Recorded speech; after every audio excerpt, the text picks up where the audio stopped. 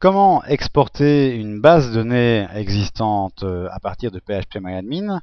J'accède à l'interface PHP-MyAdmin. Je dois cliquer sur la base de données que je souhaite exporter. Donc j'ai la liste des bases de données existantes dans la partie gauche de l'écran. Imaginons que ce soit la base de données démo, c'est pour Joomla 1.5.21. Donc je clique sur cette base de données.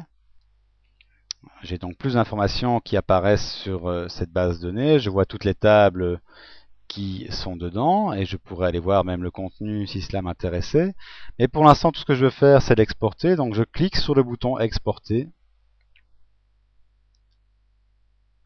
Et là, sur le nouvel écran, première chose importante, c'est le choix des tables à exporter.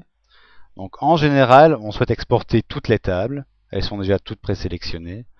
De temps en temps, il est possible, si par exemple il y a un module, une extension qui compte le nombre de visiteurs, ou une extension de livre d'or où sur le site les gens peuvent laisser leurs commentaires, à ce moment-là, je devrais désélectionner les tables correspondantes. Donc pour désélectionner une table, simplement, bon, imaginons ici que ce soit la table, c'est un exemple fictif, mais la table JOS Pulse que je souhaite ne pas mettre dans mon exportation, je vais appuyer sur la touche CTRL de mon clavier, je clique sur la table en question et elle est désélectionnée.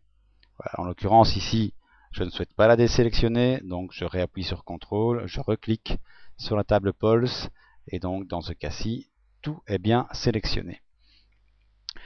Ce que je vais devoir faire, c'est cliquer sur Ajouter Drop Table, ce qui me facilitera la vie lorsque je voudrais importer les tables. Au moment de l'importer, je ne devrais pas d'abord effacer les tables existantes avant de les importer. En ayant coché ici Ajouter Drop Table, même si les tables existent déjà, il n'y aura pas de message d'erreur, elles vont être écrasées par le contenu que je suis en train de créer ici. Autre chose, je vais pouvoir dire que je souhaite que le fichier exporté soit zippé. Il y a le format zip, le format gzip et le format bzip. PHP-MyAdmin accepte tout, donc le choix est libre. Imaginons que je prenne zip dans cet exemple. Je choisis un nom pour la base de données, par exemple test, et je vais cliquer sur le bouton exécuter. PHP-MyAdmin va me demander où je souhaite enregistrer le document. Imaginons sur le bureau. Je clique sur enregistrer et ma base de données est exportée.